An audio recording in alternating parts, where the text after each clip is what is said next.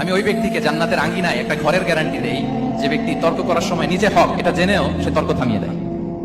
অনেক সময় হয় না, অনেকে পায়ে পাড়া দিয়ে ঝগড়া করতে আসে, এরকম আসলে নাই? আপনি চুপচাপ দেখবেন একটা বাজে কমেন্টস করতেছে, আবার কমেন্টের নিচে কমেন্ট, আবার গালি, হ্যাঁ আছে না এরকম?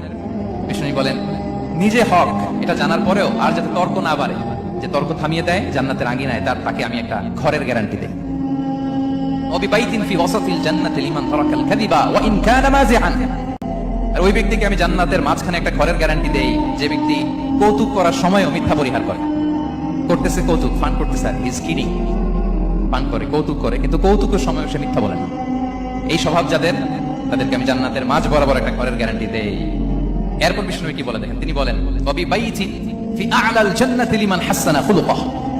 আর জান্নাতের একেবারে হাইস্ট পিক অফ প্যারাডাইস, জান্নাতের সর্বোচ্চ স্তরে আমি একটা ঘর বা একটা বাসভবনের গ্যারান্টি ওই ব্যক্তিকে দেই যে তার আচরণটা সুন্দর করেছে, যে সুন্দর আচরণের অধিকারী হয়েছে, তাকে জান্নাতের হাইস্ট পিকে আমি একটা বাসভবনের গ্যারান্টি দেই।